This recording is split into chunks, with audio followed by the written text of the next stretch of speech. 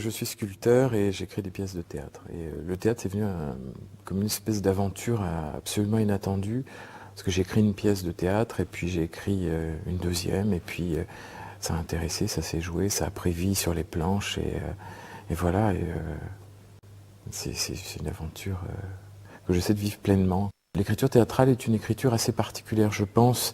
C'est une écriture qui prend vie quand elle est en bouche, en fait. C'est-à-dire que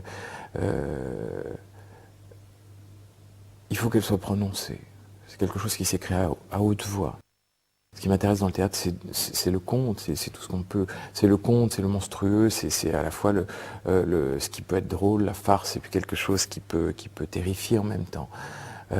Et quelque chose d'assez lyrique.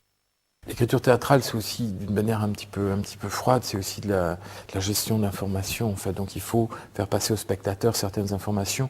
Et très logiquement, c'est vrai qu'il y avait la place pour ces monologues qui sont directement adressés aux spectateurs, ce qui était une façon de faire qui a toujours été très utilisée. Moi j'adore personnellement parce que tout d'un coup, le spectateur en sait davantage que les comédiens. Donc c'est toujours ce rapport, en fait, l'auteur qui en sait plus que le spectateur, qui en sait plus que le personnage. Et tout d'un coup, il y a quelque chose qui se passe, que le spectateur va projeter comme ça des choses qui vont arriver. Tout d'un coup, il y a des surprises, ça arrive, ça n'arrive pas. C'est ce qu'on appelle l'ironie dramatique. Les monstres m'intéressent.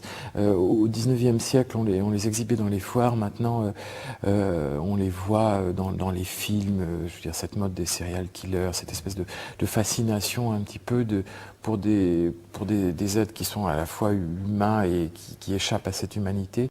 Ce que j'ai envie de montrer au théâtre sont des choses plutôt extrêmes, ce ne sont pas des choses du quotidien, ce sont des choses qui ne sont pas cérébrales non plus, c'est plutôt le viscère qui parle.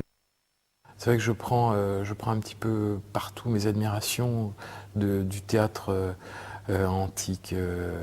C'est vrai, aux Élisabétains, j'adore les Élisabétains, parce que je trouve que c'est un théâtre de vie, de chair, des choses qui sont un peu perdues probablement après, où on n'a pas peur du corps, parce que je crois que le corps est... Moi, c'est mon véhicule essentiel, aussi bien sur le théâtre qu'en sculpture, que dans nos rapports aux autres. Et le corps, je trouve, a beaucoup disparu en fait du paysage, peut-être parce qu'on le voit trop à travers la photo, à travers la publicité, j'en sais rien. Mais j'aime le voir sur scène, j'aime le voir en sculpture. C'est notre véhicule. Quand on pense à quelqu'un, c'est un corps qu'on perçoit. C'est ce qui nous ramène à l'autre, absolument. Et je crois que c'est aussi le maître étalon de la création, l'autre. Et l'autre, c'est aussi son corps. Et votre corps est directement formé de votre histoire. C'est forcément